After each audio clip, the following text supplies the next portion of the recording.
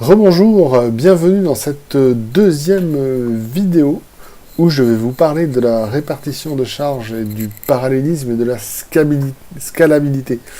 En fait, c'est du load balancing de cluster, tout simplement.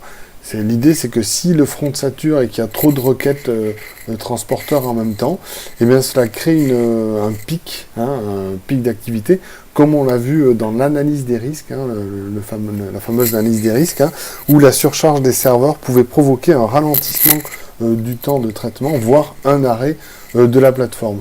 Donc par contre, j'ai pas montré les logs la dernière fois, donc il fallait que je vous montre les logs.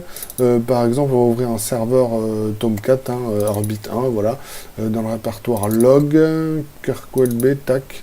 Voici un exemple de fichier log, où, bon, après il y a des logs techniques, mais on voit bien que chaque objet Mockito est bien enregistré dans le log. Donc on a une trace de toute l'activité du serveur. On voit le thread voilà, qui est utilisé, on voit ce qui s'est passé, on voit qu'il a envoyé un mail ici par exemple, et ainsi de suite, voilà, avec l'ID du mail, et puis succès ou échec, voilà, donc tout est bien tracé. Je reviens sur mon interface transporteur. Voilà, alors imaginons qu'il y a un transporteur comme sur la démo 1 qui renseigne ces informations, le nombre de places de véhicule, le prix du transport, le modèle de la voiture, voilà. Et s'il y en a plusieurs qui le font en même temps, il risque d'avoir un pic d'utilisation de la plateforme. Le backend ne risque de ne plus récupérer les sessions à prendre en charge depuis la base, puisque toutes ces données-là sont lues depuis la base de données derrière, PostgreSQL. Voilà. Le transporteur risque de ne plus pouvoir se connecter même à l'interface utilisateur ici, pour prendre en charge sa session. C'est ce qui arrive, des fois quand on se connecte sur Internet, là, ça arrive à tout le monde. Des fois, le serveur ne répond pas, on a une erreur, par exemple une erreur 500. C'est typique d'un serveur Java qui plante. Voilà, c'est un Tomcat qui ne répond pas à l'erreur 500. On l'a souvent, on voit souvent ça. Souvent une erreur 500, c'est typiquement un pic de charge sur le serveur mal géré. Il y a trop d'utilisateurs qui se connectent en même temps. Voilà. Et donc, pour parler, comme par exemple, voilà, le cas classique, c'est quand tout le monde remplit sa déclaration d'impôt sur le revenu. Tout le monde attend le dernier jour, comme par hasard, pour la remplir. Voilà, tout le monde, le dernier jour arrive et la remplit. Donc ça fait une grosse charge sur le serveur. Et puis alors, la cerise sur le gâteau, c'est que tout le monde attend 23 heures. Voilà, tout le monde se connecte à 23 heures, vraiment, pour voilà, remplir sa déclaration d'impôt. Et là, forcément, le serveur, il n'en peut plus, il sature et il crache. Et on a une belle erreur 500. Et donc, rupture de production. Voilà, ça, c'est ce qu'on veut pas.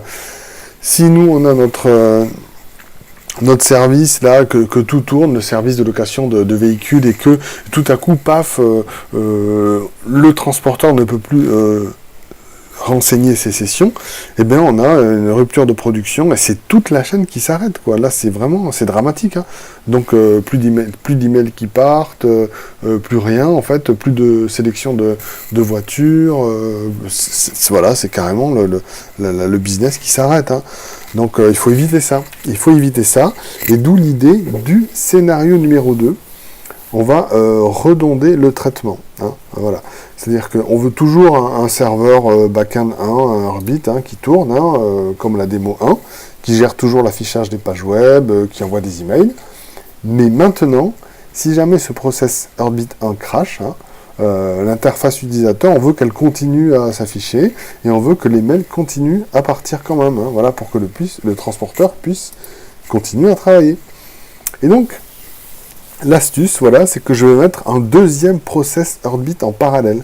Voilà, je vais faire de la redondance de process. Je vais redonder, comme ça, s'il y en a un qui crache, le deuxième prendra le relais automatiquement et finit le SPOF. Alors, le SPOF, c'est le Single Point of Failure. Voilà. Donc, pour ce load balancing, j'utilise deux serveurs Tomcat. C'est ce qu'on appelle le parallélisme. Ils vont fonctionner les deux en parallèle. Alors, j'ai mes deux serveurs Tomcat dans le répertoire ici, Tomcat qui va bien. Donc, on voit bien Orbit 1 et Orbit 2. Dans chacun des répertoires, dans le répertoire Web Apps, j'ai mon WAR. Alors, hop, là, ça c'est pas mal cette fonction, j'aime bien. Toc. Non, c'est pas ça. Heartbeat 2, Web Apps, voilà.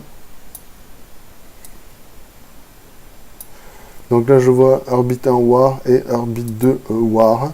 Voilà, alors qu'est-ce que c'est? Ce sont, alors pour la petite histoire, j'ai développé des programmes Java sous Eclipse, hein, voilà, développant d'un programme Java classique, J2E, et j'ai compilé mes deux programmes, voilà, j'ai créé des classes, je les ai compilées, ça c'est passé, ça a été transformé en War, je les ai exportés et déployés vers mes deux serveurs Tomcat, hein. Je les ai copiés, j'ai copié les War, voilà, c'est le process de déploiement qu'on appelle, sur les deux serveurs différents. Voilà. Les deux codes, c'est sensiblement les mêmes, hein. C'est quasiment pareil, sauf que c'est un petit peu différent. Le Heartbeat 1, c'est comme c'est un cluster, on appelle ça le maître du cluster, hein, il y a une notion de master-slave, hein, maître-esclave, hein, dans un cluster. Il y en a toujours un qui pilote, et si jamais il tombe, il y a le deuxième qui prend le relais. C'est comme dans un avion. Voilà, dans un avion, il y a toujours deux pilotes, hein. S'il y en a un qui a un malaise, qui a une crise cardiaque ou qui a n'importe quoi en l'air, il faut qu'il y ait le deuxième qui puisse quand même prendre le manche et puis amener les gens à bon port, hein, voilà, c'est ça quoi.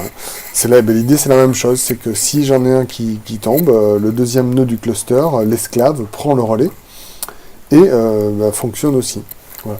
Donc par contre il faut que je change les ports d'écoute, donc je vais aller dans le répertoire conf qui se trouve ici, voilà, puisque par défaut, alors il y a le fichier serveur XML qui contient la configuration, donc je vois que là il écoute sur le port 8005 pour le shutdown, mais c'est pas ça, c'est surtout ici, voilà, le connecteur port protocole HTTP, voilà, donc il écoute sur le 8080 celui-là. Et l'idée c'est que si le deuxième écoute sur le même port, ça va pas le faire, donc il faut que je change le port, ce que j'ai fait, voilà, je vais vous montrer, je l'ai passé sur le port 91-91, que voici, HTTP 1. Voilà, donc les deux vont pouvoir fonctionner en même temps, en parallèle. Alors, démonstration, je ferme ceci, cela, je vais lancer les deux serveurs. J'ai déjà lancé le serveur 1, le Tomcat 1, il fonctionne, hein, le Heartbeat 1, donc je vais lancer le deuxième. Alors, le deuxième, je vais dans le répertoire Heartbeat 2, ici, et je lance, toujours pareil, Startup. Voilà. Voilà, il va mettre 10 secondes à démarrer. Et je vais maintenant avoir même mes deux interfaces. Je vais avoir mes deux interfaces. Alors la première sur le port 80. Et la deuxième, comme on a vu, sur le port 91-91. Ici. Voilà. Alors, donc en fait on a deux, voilà, le 1 c'est le master du cluster, alors je vais même vous montrer, si je fais un netstat -n, la fameuse commande, on voit que les deux serveurs écoutent, alors par exemple, voilà, established, alors...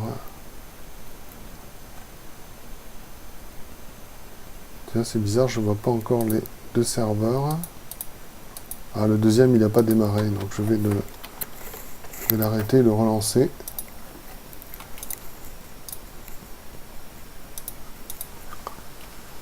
Voilà, startup. C'est bien le Heartbeat 2 War qui gère, très bien. Bon.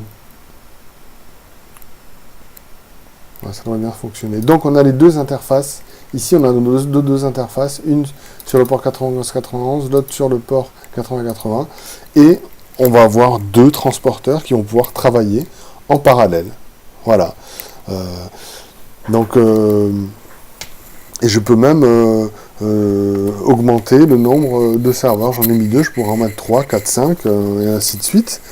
Mais bon, à force d'en rajouter, il se pourrait qu'il y ait une saturation de mémoire ou de processeur, hein, voilà. Et je pourrais rajouter de la mémoire ou rajouter un processeur plus puissant. On appelle ça la scalabilité verticale, hein, le fait de rajouter des ressources comme ça. Hein.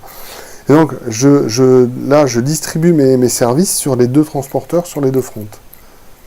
Voilà, et donc ainsi de suite, je peux scaler, je peux rajouter autant de serveurs Tomcat que je veux. Ça pourra me faire des fronts à interroger. Voilà, donc j'ai deux interfaces. Mais alors maintenant, comment faire pour répartir la charge, le load balancing, en fonction du serveur le moins surchargé? C'est-à-dire que l'idée, c'est d'envoyer les requêtes vers le serveur qui est le moins surchargé.